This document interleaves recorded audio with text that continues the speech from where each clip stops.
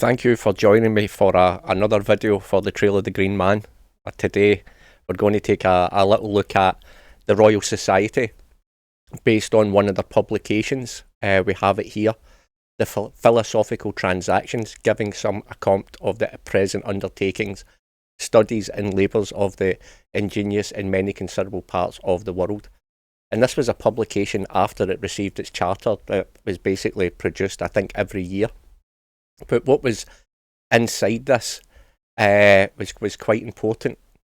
We were going to take a look at a carving that was actually placed inside this, and here we have it here, and it's quite an interesting carving. It's quite famous, and just upon just looking at it, we've seen various examples like this before, and you will see these on the website, especially Daniel Moglin as an example, using the protractors and the squares and things like that as a guide to see what we can actually lay down on the page.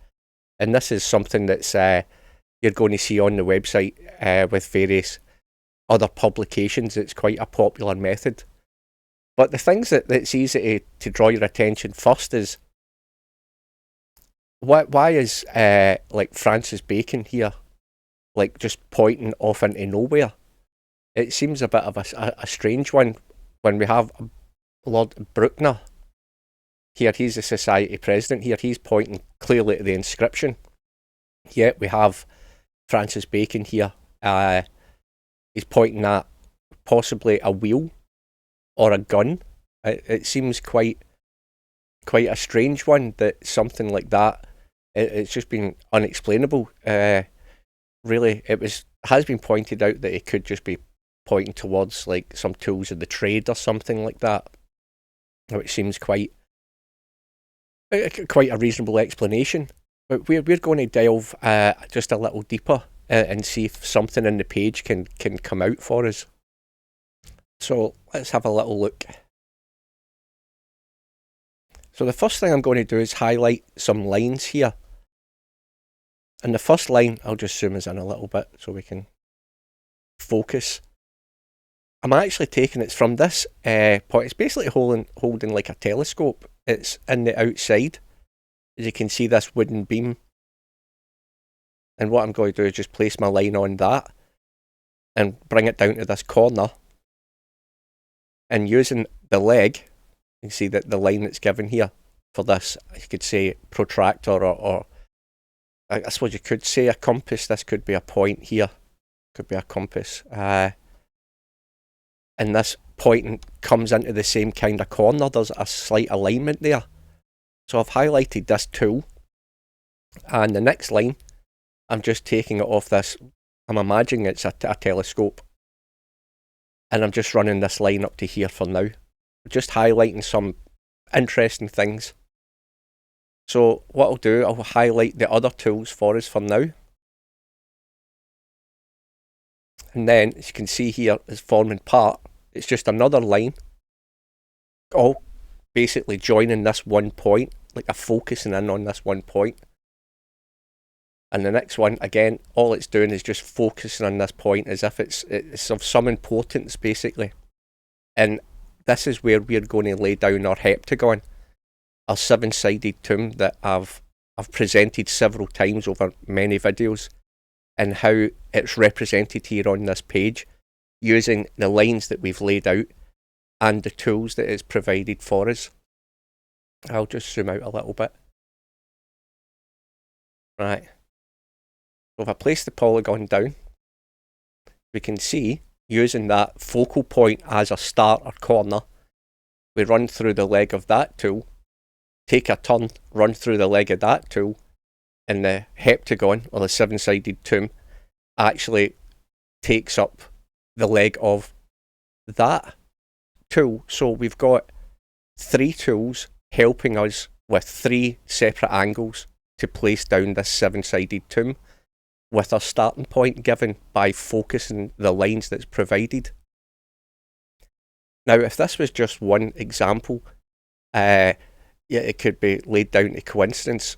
But I think over watching the videos that I'll present here on this website, it's easy to start to begin to think that this is all deliberate, and the same tools are getting used in each of the examples to produce this. But what else is kind of going on here? Because if you can see, we have one tool, like something extra, that doesn't fit this construction.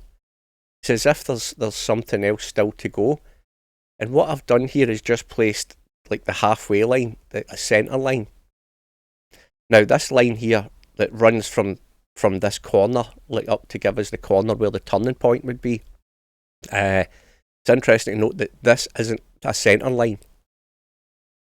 But if we place down another line here to his finger, we take through the point crosses, the 3 points crossing together, i.e. the centre line, the line that was used from the telescope, which gave us a corner. And now, if we use those 2 points, it focuses on Bacon's finger. And this is where it becomes interpretation, really. Because if we use the line that was already provided, or the angle of the heptagon, it comes through and hits the other gentleman's finger. And to finish this off in something that's just a relevance for us, it would be a 37 and a 53 degree triangle, a 345.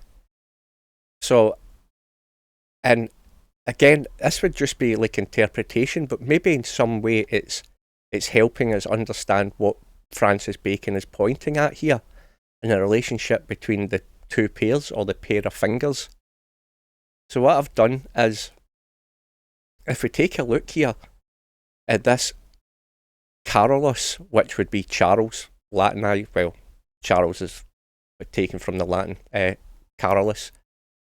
So I've highlighted RC for Rosy Cross, and again, that's just interpretation. I've just decided that this is a Rosy Cross document, and I'll take those 2 letters, and it leaves behind a collection of letters, which is AOLUS, but that U, if taken as a V, allows us to spell the word salvo.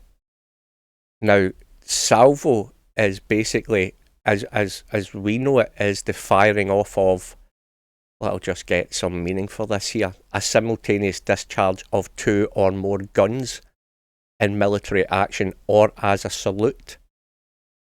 So here we have salvo RC. So it kind of relates to why Francis Bacon is pointing at the gun, and a salvo being firing of more than one, meaning like a pair of, and we have these pair of fingers. But what we also have, if we look, we have P as an acrostic. Well, acrostic anagram would be PAIRS for pairs, and this gentleman is actually pointing to a pair of eyes. So we would have a pair of fingers and a pair of eyes. So this is just some really kind of guesswork at this point, apart from the idea of this salvo.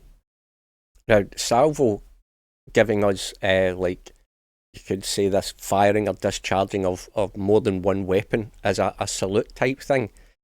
The word salvo is from the Italian or the Latin salva, which means hail. So salvo, salva, and this hail, and him pointing to the firearm. It's quite a possibility that what we're getting here is basically salvo or salute from the RC, a greeting or a hello type of thing. So that is also interesting. Now, to help us understand what's going on here, if we take a look, I'll zoom in for us here. At the very top, or we could start with the bottom, the way it kind of cuts Charles' head here. It's, if you look at the top, we also have like the crest for the Royal Society, and this is quite an interesting fact here, because the helmet that was used here was not actually specified when the charter was basically written up, but the engraver, the person who made this sketch, actually put a peer's helmet. This example here is like a peer's helmet or a bard helmet, or for the final design, and this is like runs contrary to like the heraldic rules of the time in society, It should normally be an esquire's helmet, a closed helmet. So they thought the engraver was just ignorant of this rule because it wasn't really strictly adhered to. So, or until around 1615, but this was way after 1615. So what is this error with this here? You know, it's quite interesting here that at the very top, at the point, is this visor that can be raised, and the raising of the visor is another form of a salute from the medieval days. So this kind of verifies or clarifies a little bit of what I'm talking about below. But perhaps you would like to try to figure out what is left here to extract to help us then work on the publication. If you'd like to know more, or perhaps you'd like to help, come along and join us at the Trail of the Green Man. We'd really like to see you there, and see you soon.